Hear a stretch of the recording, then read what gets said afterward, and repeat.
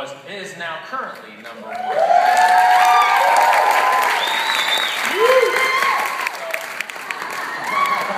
You know, it's funny in the business. Usually, like very rarely in the business, is the first show for a product the big blowout hit. So, you know, when we did Power 90, the first show did something like $33 million. The second show did over $60 million. And it's because, you know, we do a test group. We put 100 people or so through the program. That's who we feature in the infomercial. And then, you know, we sell some product. And hopefully it's going to get traction and be on the air. Get traction means we'll generate enough orders to support the media that it costs to advertise that product.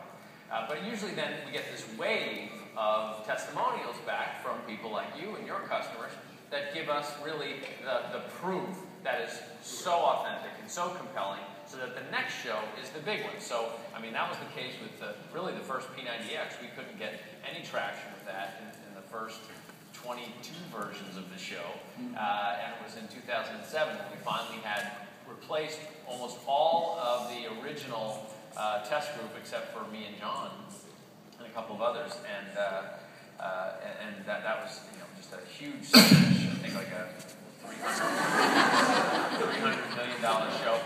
But interestingly enough, and same thing with Brazil. Brazil Butt Lift, the first show was very strong, but the second show has been like bang, just, you know, massive success.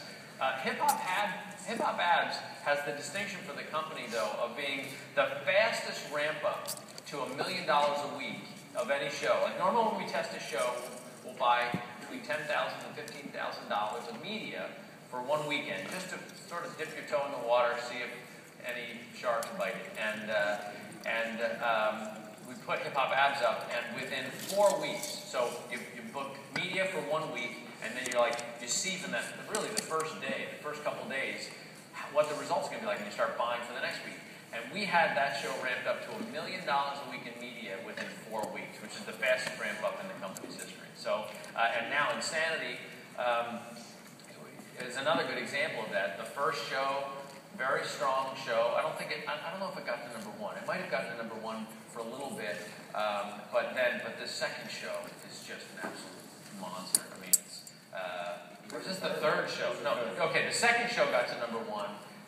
The third show is the big breakout. So you never know. It's fun in this business, though. But it shows you that as good as what me and my team, we put the shows together, we try to build it around the authenticity of who these guys are, try not to cram them into a specific box, but say, who are you? Build a program around them that works. But everything that we do, as good as all the work that we do, and specifically as talented as these guys are at communicating through the TV, which is very difficult to do.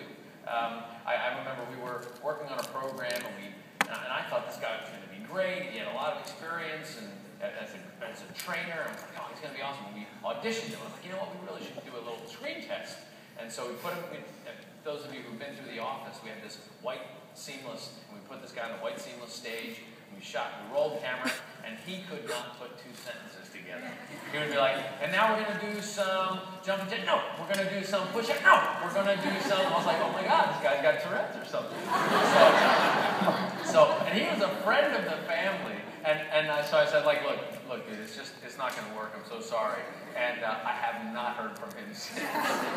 So really good friend. But anyway, these guys are amazingly talented, and what they do, they make it look extremely easy.